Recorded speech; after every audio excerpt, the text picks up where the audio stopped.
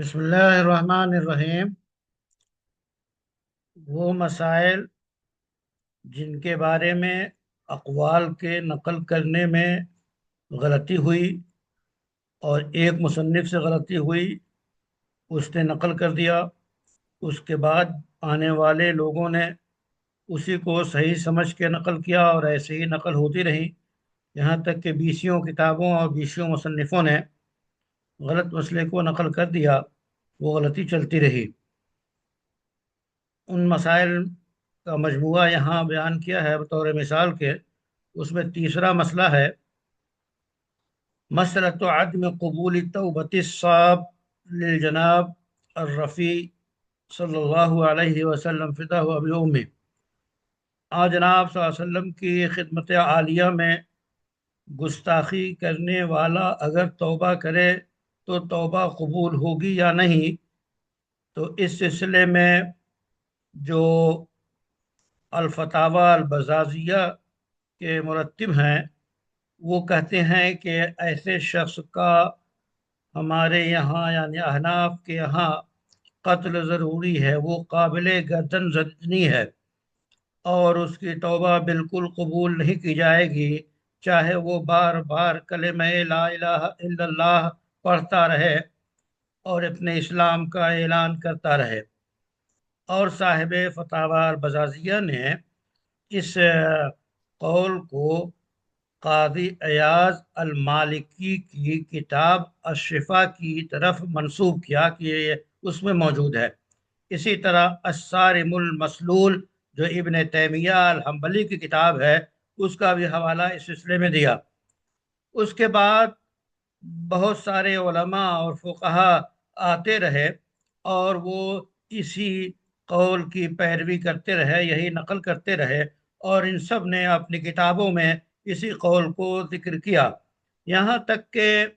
جب علامہ ابن حمام فتح القدیر کے مصنف، ہدایہ کے شارح نے، اور اسی طرح صاحب الدرر اور الغرر نے، اور یہ بتایا کہ اسی طرح جو شفا میں ہے اور الصارم المسلول میں ہے، کیا کہا کہ وہ مذہب تو شوافع کا ہے، حنابلہ کا ہے، اور امام مالک کی بھی ایک روایت ہے، جبکہ احناف کا جو اصل مسلک ہے وہ یقین کے ساتھ یہ نقل کیا جاتا ہے کہ احناف کے یہاں توبہ قبول کی جائے گی۔ الجزم بنقل قبول التوبۃ عندنا وهو المنقول فی کتب المذہب المتقدمہ، اور کہتے ہیں کہ یہ قول جو علماء احناف کی پچھلے اگلی کتابیں موجود ہیں ان میں باقاعدہ صراحت کے ساتھ موجود ہے، جیسے کہ سیدنا امام ابو یوسف کی کتاب الخراج ہے، اور اسی طرح الامام الطحاوی کی شرح مختصر ہے اور النطف ہے، اور اس کے علاوہ جو فقہ حنفی کی کتابیں ہیں ان میں بھی یہ وضاحت کی گئی ہے، اور بہت کھول کر ان لوگوں نے یہ بتایا جس کو ہم نے آپ کے سامنے رکھا کہ اس سے پہلے اتنی وضاحت کے ساتھ یہ بات نہیں بتائی گئی۔ اللہ کا شکر ہے، اس کا احسان ہے۔ کہتے ہیں کہ میں نے اپنی اس کتاب میں بھی صراحت کے ساتھ ان تمام باتوں کو نقل کیا، جس کا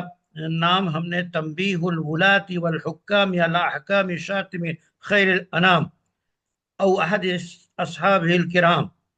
وعلیہ الصلاۃ والسلام، یہ اتنا بڑا نام ہے کتاب کا جو انہوں نے کہتے ہیں کہ تصنیف کی، اور اس کا نام انہوں نے یہ رکھا کہ خاص طور پہ رسول اکرم جو تمام خلائق میں سب سے بہتر، سب سے افضل ہیں، آپ کی شان میں گستاخی کرنے والے کے احکام کے سلسلے میں جو والیوں اور حکمرانوں کو جو ہدایات ہیں وہ بتائی گئیں۔ اسی طرح صحابہ کرام میں سے کسی کے شان میں کوئی گستاخی کرتا ہے تو اس کا بھی حکم بتایا گیا۔ دیکھیے، نبی اکرم صلی اللہ علیہ وسلم یا اور انبیاء، ان میں سے کسی نبی کے شان میں کوئی گستاخی کرتا ہے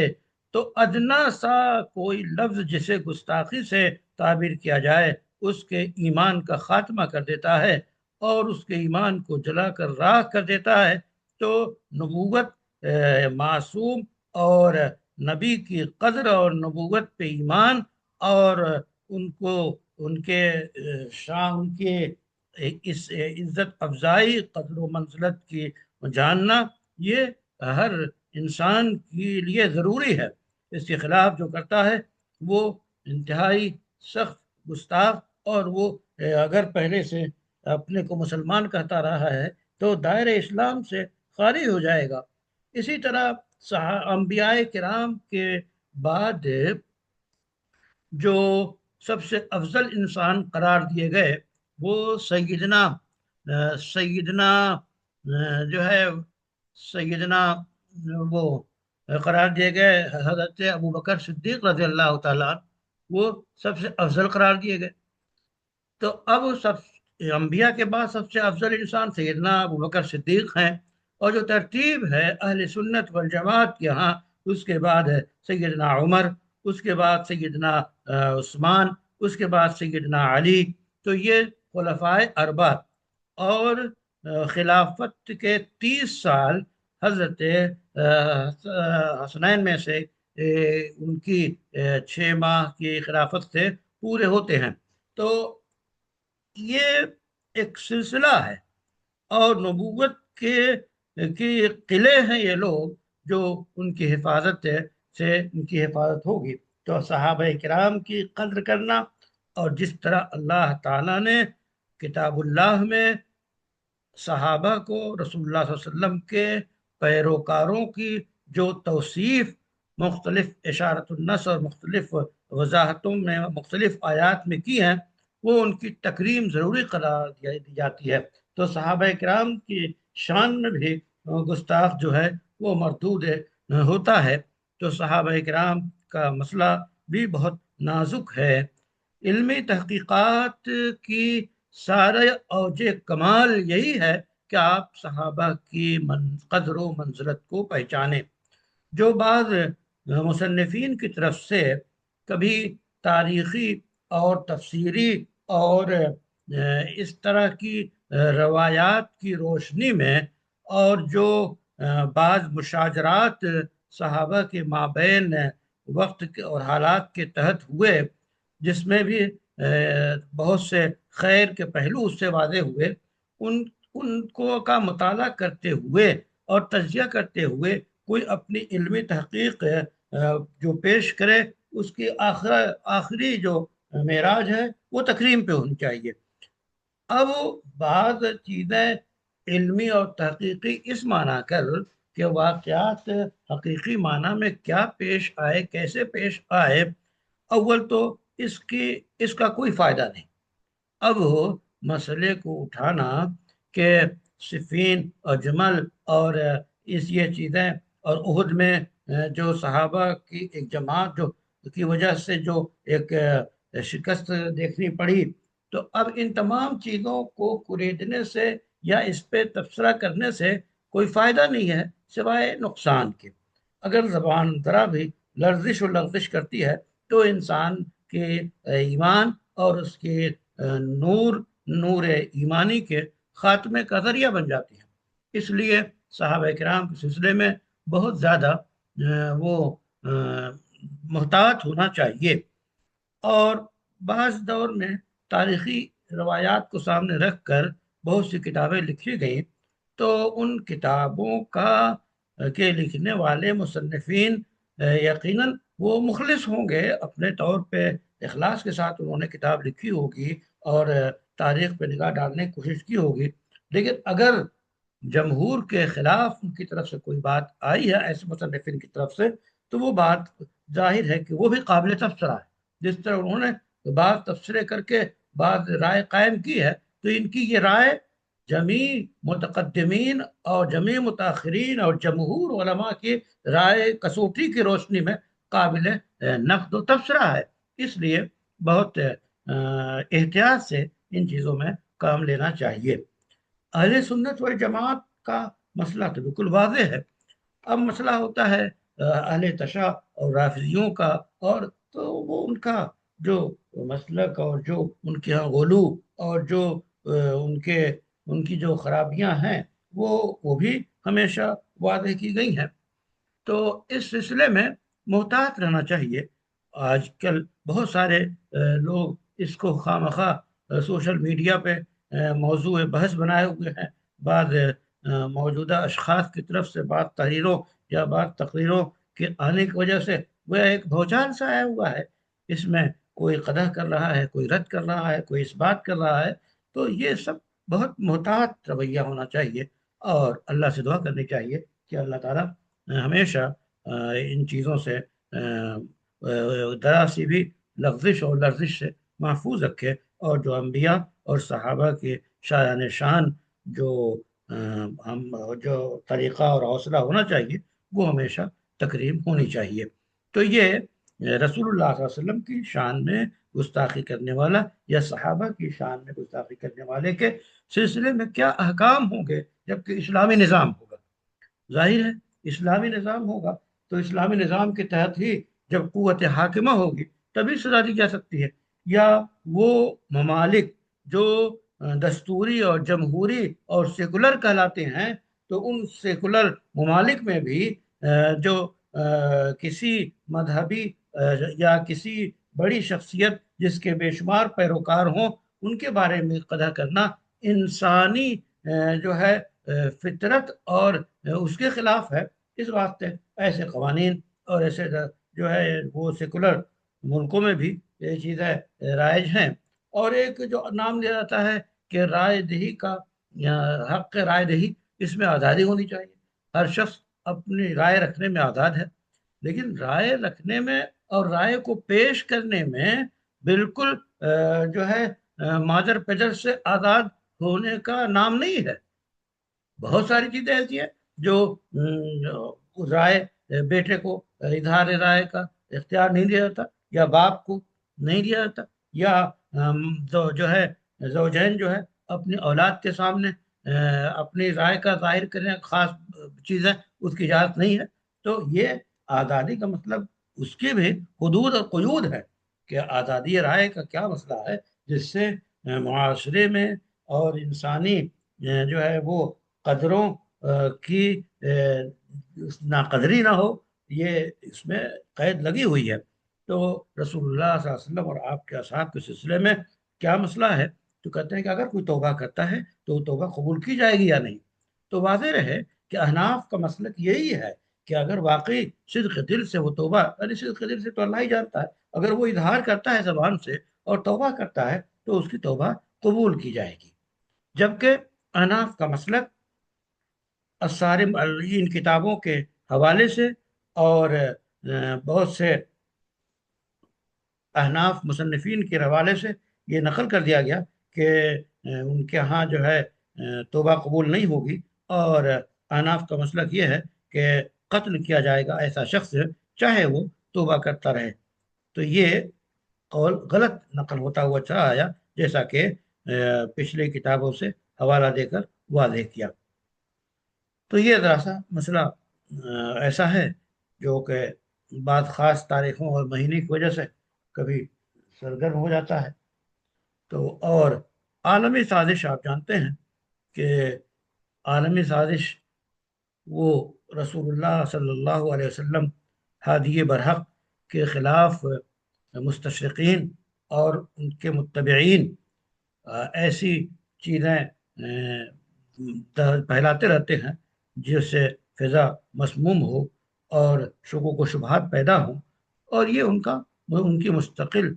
جو ہے مشن ہے اور ان کی مستقل مہم ہے۔ ظاہر ہے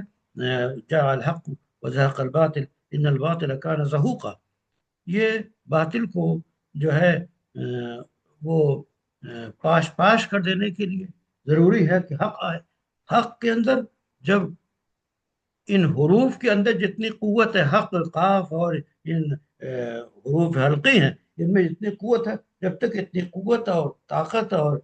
توانائی نہ ہو اس وقت تک جو ہے باطل کو جو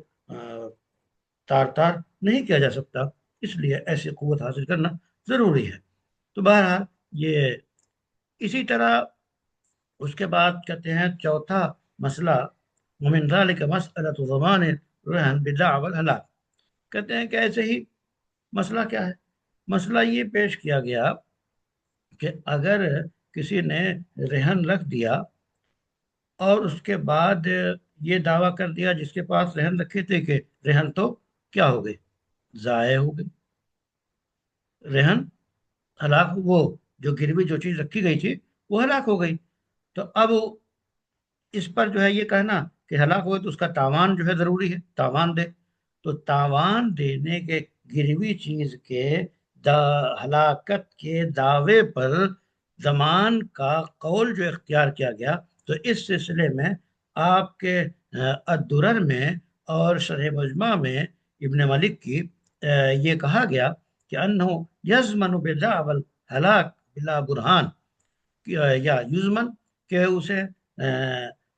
ہلاکت کے دعوے کی بنیاد پہ بغیر دلیل پیش کیے جو ہے اسے قرار دیا جائے گا، ضامن، ضامن قرار دیا جائے گا، نہیں دلیل وغیرہ پیش کرنے کی ضرورت نہیں، بس اس کا قول کافی ہے۔ اور اس کے بعد ان دونوں کی تقلید کی تنویر کے متن میں، جس کا تقاضا یہ ہے کہ اب تاوان کے طور پہ ہلاک ہونے والی چیز جو گروی رکھی گئی تھی اس کی کتنی ہی قیمت بازار میں ہو، وہ قیمت، اس قیمت کا ضامن قرار دیا جائے گا۔ اور اسی کا علامہ شیخ خیر الدین نے فتویٰ دیا اور کہتے ہیں کہ جب وہ دلیل قائم کر دے تو پھر ضامن نہیں ہوگا، دلیل قائم نہ کرے تو ضامن ہوگا۔ جبکہ یہ مذہب امام مالک کا ہے، اور یہ ہمارا جو یعنی احناف کا جو مذہب ہے وہ یہ مذہب ہے کہ جو چیز گروی ہلاک ہوئی ہے اس کی، اس کا جو تاوان ہوگا وہ تاوان کس حساب سے تاوان مقرر کیا جائے گا؟ کہتے ہیں کہ وہ تاوان اس حساب سے مقرر کیا جائے گا کہ اس چیز کی قیمت سے کم ہو، اور اور جو ہے ہلاکت کا ثبوت ہو یا نہ ہو۔ کہتے ہیں کہ ہلاکت، یہ ہلاک ہو گیا، اس کی دلیل ہو یا نہ ہو، دونوں صورتوں میں جو تاوان ہوگا وہ اس کی قیمت سے کم ہوگا۔ یعنی یہ نہیں ہے اب مثلا 10,000 کی وہ چیز تھی،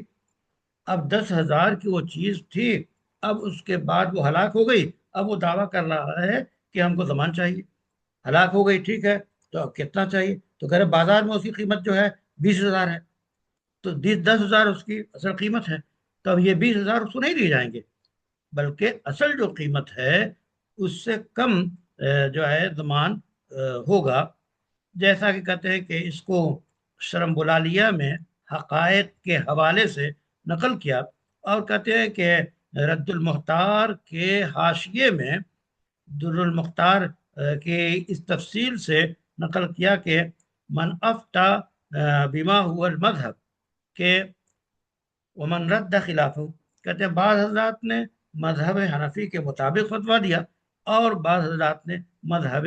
حنفی کے خلاف فتویٰ دیا۔ تو کہتے ہیں کہ یہ جو ہم نے ذکر کیا اس کی بہت ساری نظیریں موجود ہیں، اور اتنی ساری نظیریں یعنی ایسے مسائل،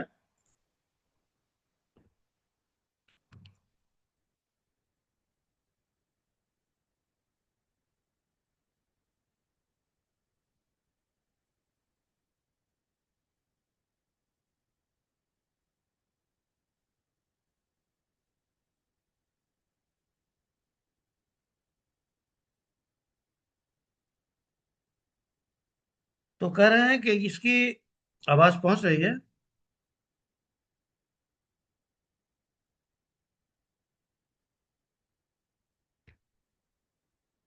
آواز پہنچ رہی ہے؟